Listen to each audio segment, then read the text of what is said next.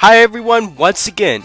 Now one of my previous videos had caused quite a stir in the comments, so I've been working hard to give you this follow-up video to my Calamity Ganon Theory. This is just as too free, bringing you the next awesome video in my Breath of the Wild series.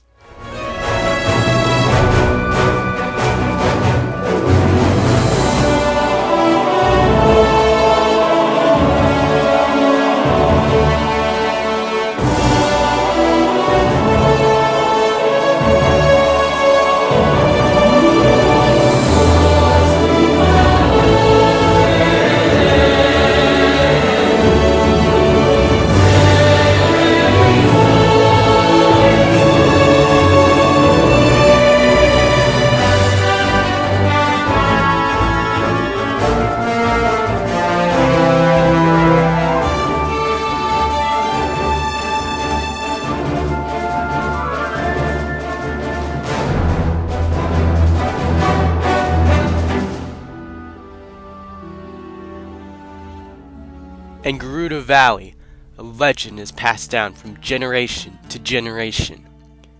It is the history and legacy of the valley. The Gerudo tribe is an old tribe that consists of only women, and they have their own unique code of honor. But they have been known to hate men, and have imprisoned, killed, and ridiculed them to a fault. But despite them being man-haters, they look for men in the kingdom of Hyrule by whom they can reproduce by in order to keep their tribe's population regulated, according to the gossip stones found in Ocarina of Time. However, legend has it that every 100 years, a male is born among them and automatically becomes their king once he comes of age.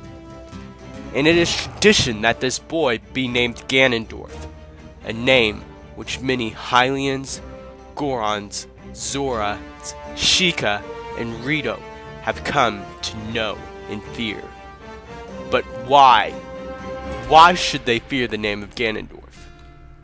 It is because that name has caused more destruction than any other name known to any of the tribes of Hyrule. But before I tell you what he's done, I want you to help me explore what it must have been like for the leader of the Gerudo to grow up. I had already previously stated that the Gerudo tribe was only females, so just imagine yourself as a little boy being surrounded by women every day and being told to do without question. A boy in that kind of situation would grow to hate women and learn to despise mankind and the problems they create every day. A boy without a father figure involved in his life is one of the most heartbreaking, dangerous, and damaging things you could possibly do to a kid. So fast forward years later, and the boy is now a man without an example of how to treat women, men, children, or anything weaker than himself. This king was raised to hate mankind, hate the desert, hate everything good. So he lets his hate burn inside him. And then, he becomes the very incarnation of Demise's hate that long ago was foretold to haunt the bloodline of the goddess and the spirit of the hero. And it's all because he didn't have a father to be the example for him to follow.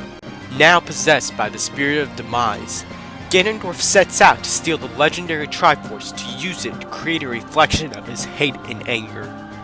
So he makes friends with the King of Hyrule and swears allegiance to him through a lying tongue so he can learn about the whereabouts of the Triforce. Long story short, he obtains the Triforce through trickery, but it leaves him with only the Triforce of Power, the piece that reflects his heart the most. Even after 7 years of tyranny and destruction, Ganondorf will not be satisfied until he has the entire Triforce in his hands. But then, something arises that he did not expect. This kid, who challenged his powers 7 years ago, suddenly appears out of nowhere and starts to unite the 7 sages whom he had pretty much thought were dead, and starts to undo the damage he has caused the kingdom of Hyrule. Amused by the efforts of this kid, he just sits back and watches him, having a feeling that, sooner or later, Princess Zelda, the bearer of the Triforce of Wisdom, will show up. Just as he predicted, the princess does show up, and he captures her, and still amused by this kid's efforts, invites him to try and save the princess, not only so he can obtain the Triforce of Courage from him, but so that he can personally test this kid's skill to see if he's the real deal. But then this stupid kid's courage gets the better of him, and he suffers a crushing defeat. But the incarnation of Demise's hate isn't going to give up that easily. So he tries to kill Link and Zelda by bringing down the tower, and when that fails, he then changes into the beast, Ganon. Now Ganondorf's story doesn't end there, but that's a good stopping point for us. Now it is official that Breath of the Wild takes place after Ocarina of Time, but is Ganondorf in Breath of the Wild? That's a trick question. Thanks to some of your guys' comments, I can now bring this not so far from reality theory that only the most critical of you will disagree with. In one of my previous videos, I mentioned that the Calamity Ganon was Ganondorf because of several reasons.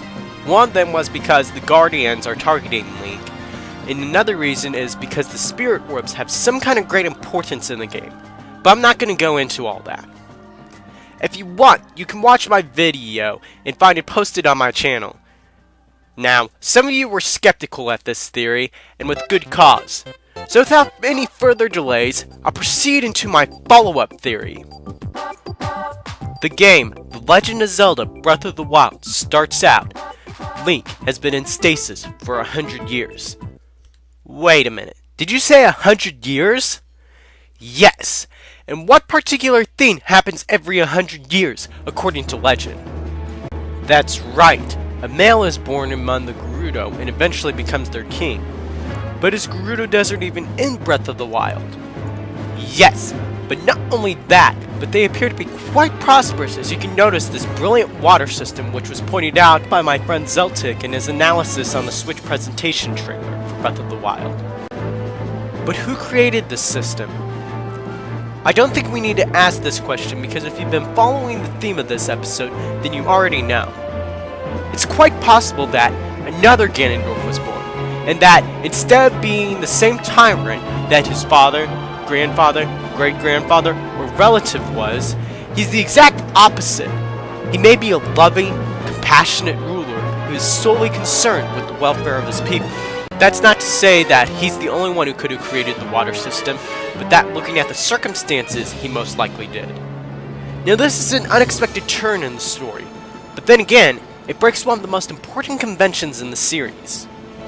Considering the circumstances, this idea seems more likely than unlikely. And if you notice, this Gerudo is wearing a skirt, which probably is suggesting the fact that the Gerudo in this game will be more feminine and less warrior-like, which is an idea I think everyone will welcome with open arms. And now, I get to my last point in this video. With another Ganondorf being born, who could possibly have the opposite intentions of the one we know, this raises an important question. Will he help Link on his quest, or will he try to hinder him? I think he'll help us, but only after we have earned his respect, possibly through a battle or a series of tests which may include horseback combat, archery, and or sneaking past guards.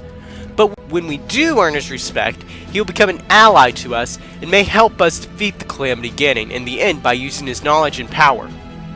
The original Ganondorf may have shamed the Gerudo, but this offspring of a once hated tribe will bring credibility back to a once great desert kingdom, and with it, earn the right to rule through his actions, deeds, and words. But remember that this is just a theory with a lot of evidence to back it up. You also have to remember that almost no story details have been revealed, even though some of you would beg to differ. Tell me what you thought about the video in the comments below. Be sure to like, share, and think about subscribing if you haven't already.